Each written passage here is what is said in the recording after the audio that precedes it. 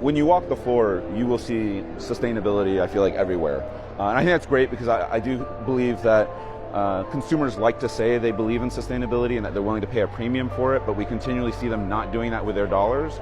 So I think when we see the tech companies and all of the brands that are here today actually going ahead and doing that and leading the way despite what consumers' actually behavior is, I think that's important. As we talk about sustainability, my hope is that we do extend it beyond climate and we think about what's sustainable from a society perspective, whether that's ethical AI and what is ethical from an overall employment environments and those types of things. Culturally, what we see when we do a lot of consumer research and audience research, such a large swath of young people and some older people too are really caring and having a purpose-driven mindset. And I think a lot of that's opening a lot of people's eyes to, hey, what's going on in terms of the carbon footprint of advertising. We start to take a look at that, especially digital advertising.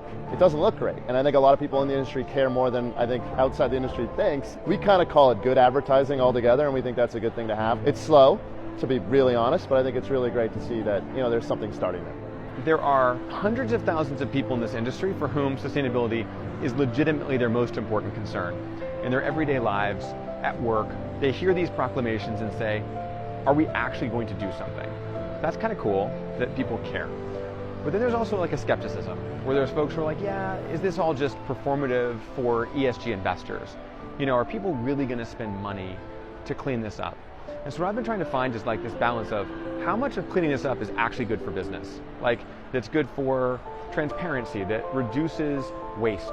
Serving a non-viewable ad or a viewable ad has the same carbon footprint, and they cost the same. So what if we just stop serving non-viewable ads? That's the kind of example that we'll see more innovation around. We're going to see brands requiring this of agencies in almost every single RFP. We're seeing agencies ask their supply chains, their ad tech companies, their publishers. So I'd like to just see it faster. I see the momentum, I see it happening, there's excitement. I just want it to be a 2023 solution, not 2025, because the clock's ticking. I think we should be also, and we've recommended this to many clients, adding sustainability as a KPI, if you will, and what's your position, you agency X, what's your position on sustainability in the ad process and creating the ads and filming the ads and traveling on airplanes to go do the ads, whatever it may be, where's your view on sustainability and what's your commitment? And not only what is the commitment or aspiration, but what are you actually doing? Because see, at MediaLink, we operate with a funny old principle, which is don't read people's lips, watch their feet. So it's one thing for people to say something, it's another thing for people to do it.